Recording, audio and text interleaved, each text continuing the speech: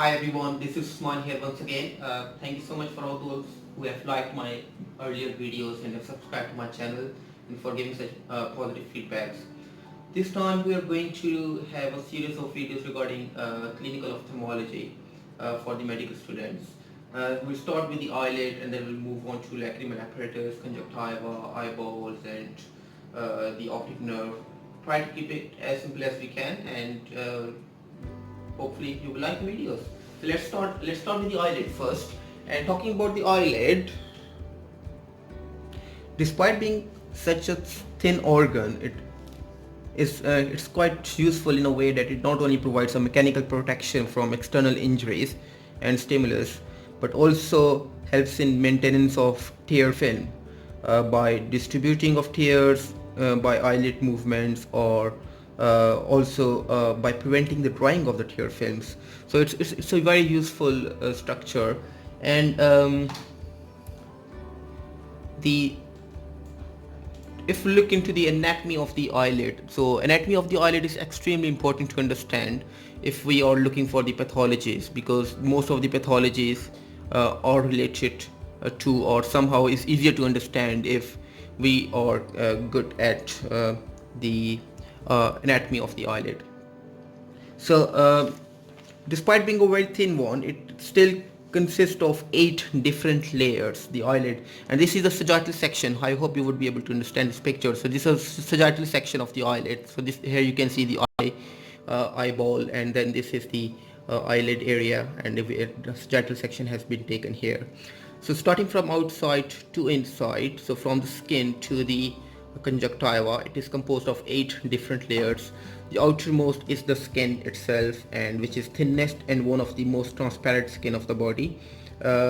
Next to the skin is the subcutaneous tissue, which is a very small area, a thin area of subconnective tissue, and there's, if you can see, there's no fat in this subcutaneous connective tissue. There isn't any fat. The significance of this is if there is any trivial trauma to the eyelid, it causes rapid swelling in the eyelid area because there is no subcutaneous connective tissue to provide the cushion force. Next to it is the orbicularis oculi muscle, which is a striated muscles and supplied by the it is supplied by the 7th cranial nerve. The next to this orbicularis oculi muscle is the submuscular connective tissue, which contains fat in it and also has got blood vessels and nerves as well in it. Next, there is fibrous layer, which is consist of the central thick part called dorsal plate, which is blue in color in this diagram, and it contains the glands inside called meibomian glands, which will come to it later on. And the peripheral part of this is very thin, and it's called palpebral fascia. So it's a thin peripheral part, and the central part is quite thick, which is called the dorsal plate. Next, there is the levator muscle aponeurosis. So the bulk of the levator muscle is in the orbit, as you can see in this diagram. It's mainly present. The bulk of the muscle is present in the orbit, but then the thin aponeurosis come forward and forms the deep part of the eyelid. This levator muscle aponeurosis, the red in color, you can see it gives projections into the orbicularis area, into the skin area, and also towards the dorsal plate as well. Then it attaches to the dorsal plate as well. The part of it is attached to the dorsal plate. This levator muscle aponeurosis is supplied by the oculomotor nerve, which is the 3rd cranial nerve. If you look at the underneath of this levator muscle aponeurosis, the red in color, so there is a separate red muscles, you can see it here, which is non-striated muscles, and this is called Muller's muscle. This is non-striated muscle, and it's supplied by sympathetic nerve, and this is attached to the upper end of the dorsal plate. In the upper eyelid, it arises from the undersurface of the levator muscle aponeurosis, but there is no levator muscle aponeurosis in the lower eyelid. So in the lower eyelid, Muller muscles arises from the capsulopalpebral head of the inferior rectus muscle. So the inferior rectus muscle in the lower eyelid, levator muscle aponeurosis in the upper eyelid. Next is the very thin layer called the membranous layer of conjunctiva, which is thin, transparent, vascular structure, and it is adherent to the dorsal plate.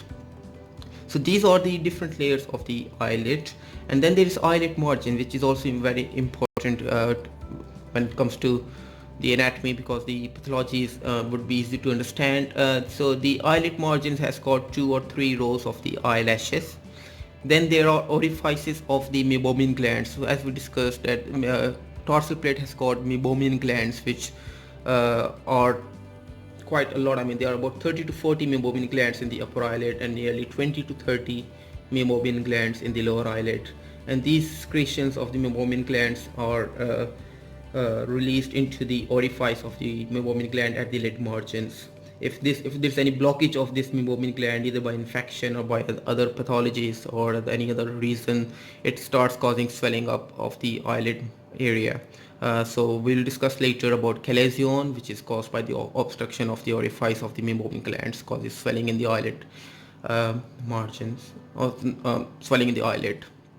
And then there are a couple of other glands as well at the eyelid margins, which we can see it better here. So this is again the sagittal section. That's the eyelid margin, that's the eyelid itself. This is the dorsal plate here, purple one, that's the meibomian glands, and this is the orifice of meibomian glands. So we can see at the base of the eyelashes at the lid margins there is a gland called glands of Zeiss. These are modified sebaceous glands, and they also release certain secretions which opens up at the eyelid margins. Then next to the eyelashes, there is oblique to the eyelashes, there are other glands which is called the Moll's gland, and these are modified sweat glands.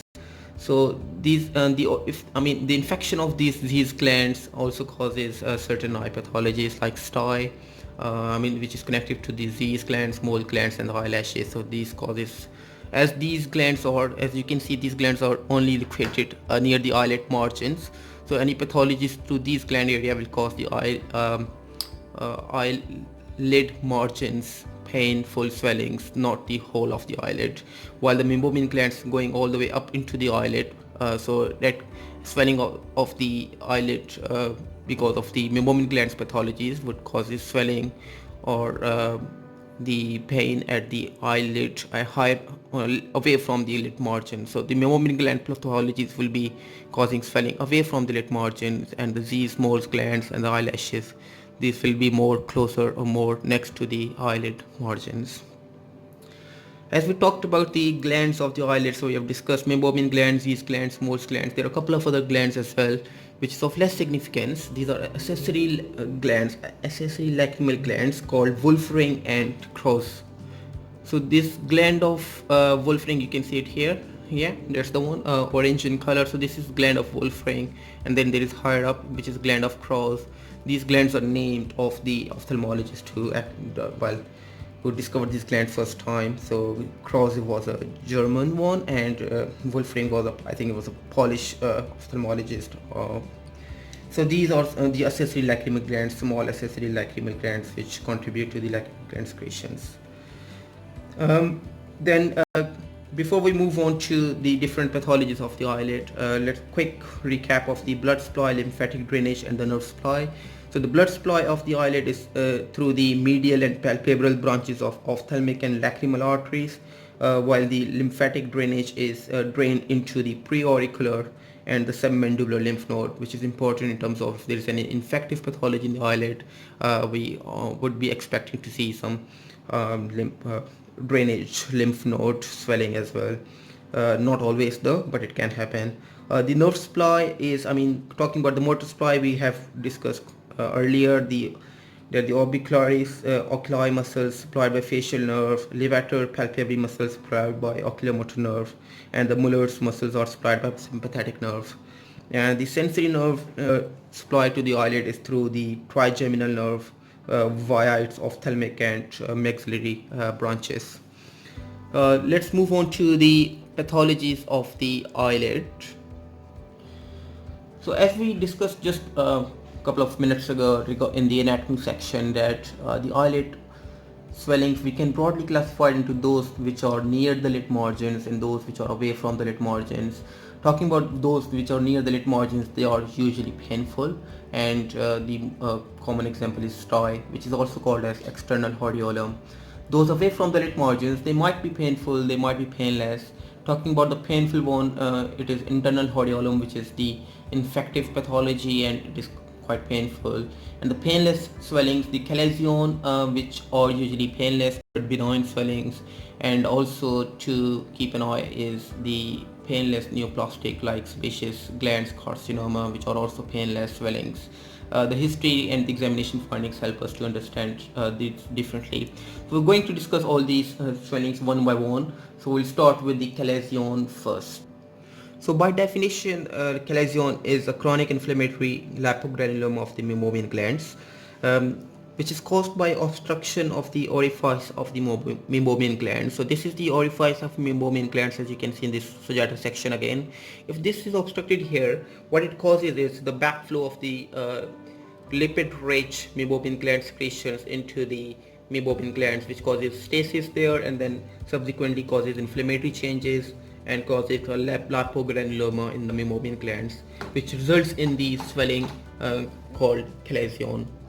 It is more common in the upper eyelid than the lower eyelid. The reason is there are more meibomian glands in the upper eyelid compared to the lower eyelid. So there are about 30 to 40 in the upper eyelid and 20 to 30 in the lower eyelids.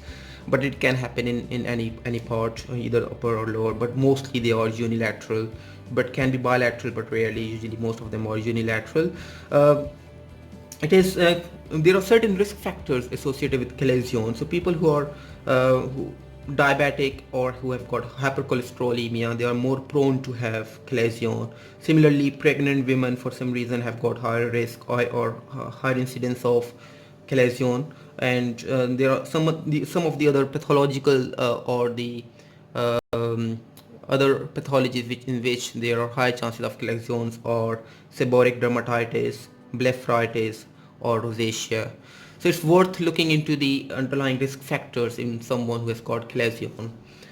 The clinical features, they are usually gradual and painless swelling. It takes a bit of time for the meibomian gland rich fluid to cause the lipogranuloma formation. So it will be a gradual process. It will not be sudden in onset. And some of the chalazion, especially if it is in the upper eyelid and large one, and it can cause compression over the cornea, and that can cause astigmatism resulting in blurred vision. So that is another thing which patients may complain of when they present. On palpation, it is usually a small nodule in the substance of the eyelid can be palpated.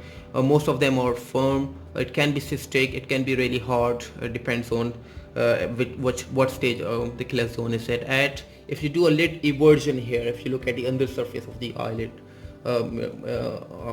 then you might see a small discrete nodule on the conjunctival side. By the conjunctiva is red or purple, or you may find a small nodule as well on the internal surface as well. The chalazion, most of the chalazion, they do persist. The spontaneous complete resolution is very rarely. And the complications wise, the fate or what exactly will happen with chalazion over a period of time, it can liquefy. The contents of it may liquefy to form a thin fibrous sac containing a fluid which is called a chalazion cyst, or it may fibrose or calcify to form a very hard nodule. It is also not very uncommon for a chalazion to get infected and separate as well. So the complications, it can cause mechanical ptosis, especially if it is in the upper eyelid, and the other thing which we discussed, it can cause blurred vision as well because of the pressure over the cornea. It is very important to differentiate it from the sebaceous gland cancer or neoplastic changes, because especially if it is fibrous or calcific, it's sometimes hard to differentiate between the two.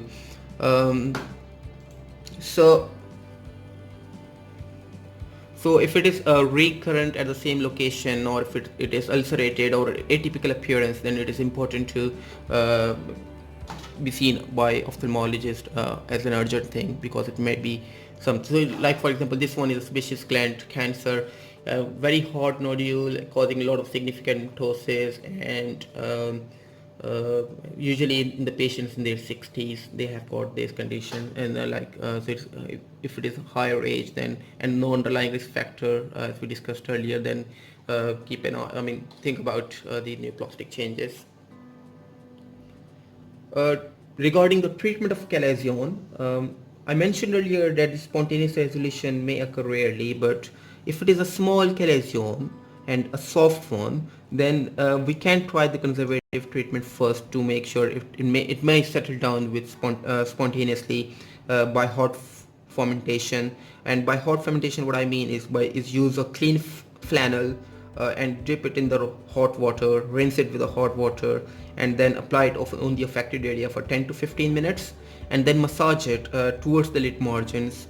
And then if you patient needs to do it for at least 5 times a day for several weeks before it settles down.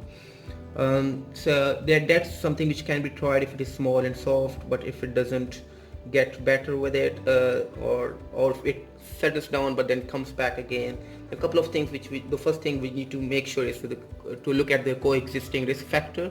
So test them for diabetes, for cholesterol, and look for if they have got any other underlying risk factor like sebaceous dermatitis or acne rosacea or blepharitis. If he has got any of these, then treat that accordingly as well. That will help, that will reduce the risk of recurrence. If it is large chalazion, or if it is do not settle down with the conservative treatment, or if it is causing discomfort or causing blurred vision or cosmetically unacceptable, then one can be referred to the ophthalmologist for further assessment. There is no role of antibiotics in chalazion treatment, so should not be tried. And once the ophthalmologist see, they can either try the corticosteroid injection, which is some people do respond to it, but it often may need another steroid injection after a few weeks. And the other option is the incision and curettage, which is a surgical option in which a vertical incision is made in the chalazion, but not from the outer side, from the conjunctival side. And the reason for the vertical incision is because the fiber muscles of levator muscle aponeurosis, they actually comes in the vertical direction, so then the vertical incision will cause minimal muscle damage. So once incised, and then the curettage, and that does help as well. There is a marginal chalazion, is a condition which is more near the lid margin, but that's not as much common as the usual chalazion away from the lid margins. The marginal chalazion is caused by the obstruction of the meibomian meibomian glands duct rather than meibomian gland itself, so that causes the more towards the lid margins, but the treatment and the clinical features are almost the same. Next, we are going to discuss is the hordeolums, which are usually the infective nodules in the eyelids, or infective pathologies. And as they are infective, they do cause pain, and so they are the painful pathologies. So there are two types of hordeolums. There is internal hordeolums, and then there is external hordeolums. So hordeolum is, as we said, is a infective pathology. So if it is acutely localized infective pathology, just localized to the eyelashes, or the glands of Z's or glands of moles, so more towards the lid margins, then it causes external hordeolum, which is called stye.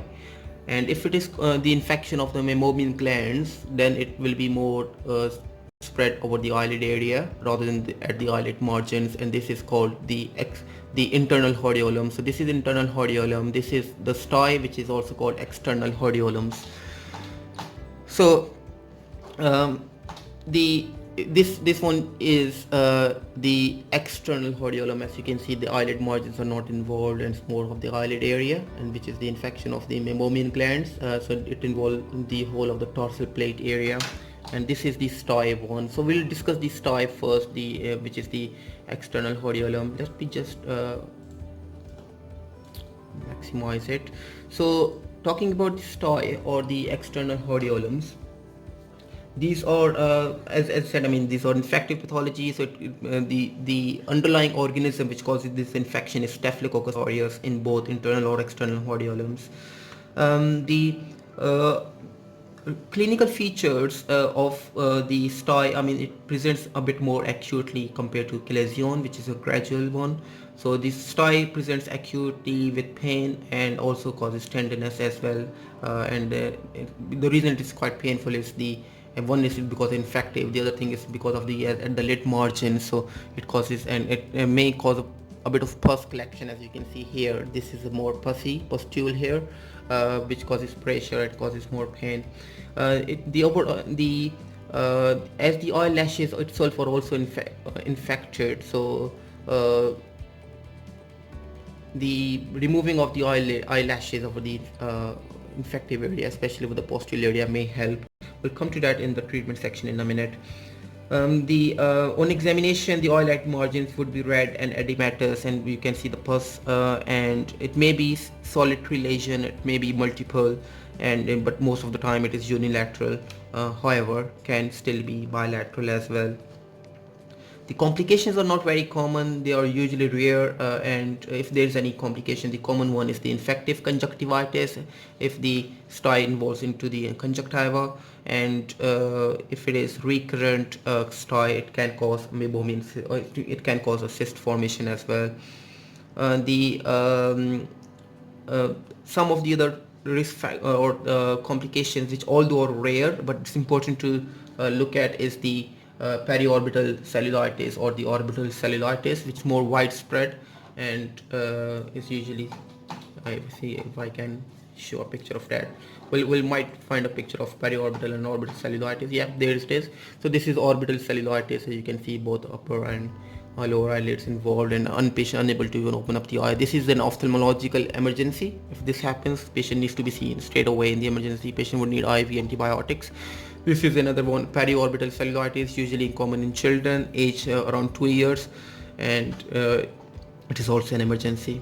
So stye is, but these complications are rare, as we said, and most of these stye, they resolve on its own in 5 to 7 days, either by spontaneous resolution or this one ruptures and drains the pus, and then the infection settles down. The treatment is the first and the most important thing is the reassurance to the patient that, well, most stye will resolve on its own with conservative treatment. And when we talk about the conservative treatment, it means the hot fermentation, as we discussed earlier in chalazion section. So kind of same thing, flannel, warm, rinse in the warm water, and then massage it towards the lid margin area, and will spontaneously resolve. It does help to pluck the eyelashes over the infective area. Drainage the pus by using fine needle can be done, but make sure you have got the expertise and you have done it before under supervision. Then if you have done it before, then you can do it.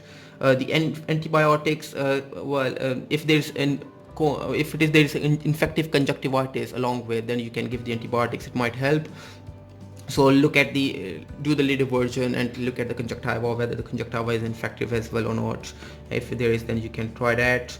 So topical antibiotics, which is most of the time is chloramphenicol, which is given.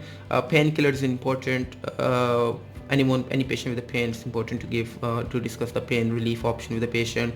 The systemic antibiotics, the oral antibiotics, are not usually needed, and also look for the associated risk factors. So with the just like chalazion, there are a couple of risk factors with stye as well, like patients who have got chronic blepharitis or rosacea, they are more prone to have stye. So look for the associated risk factor, and if there is any, try to address that as well, treat that as well. That will help in reducing the risk of recurrence.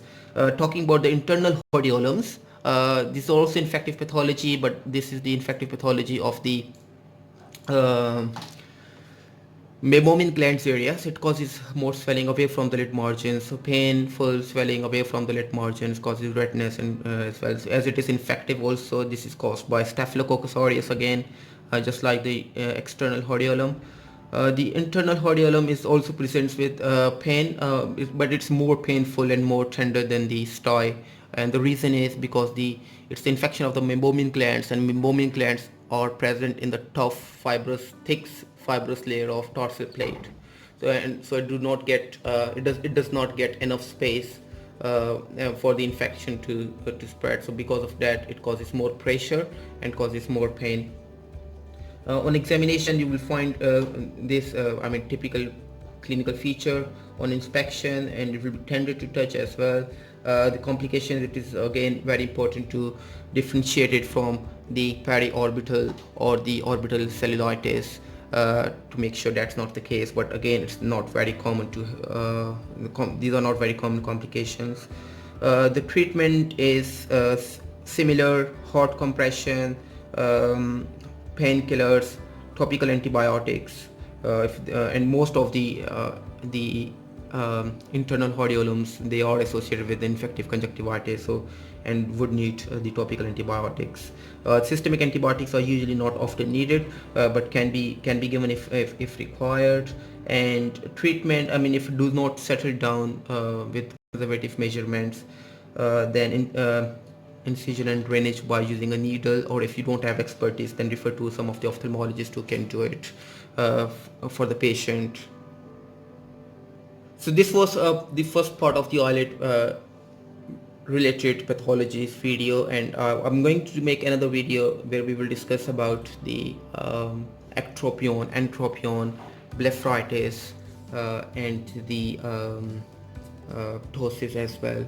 So I hope you like this video, and subscribe to my channel for keep updating with other ophthalmological related videos.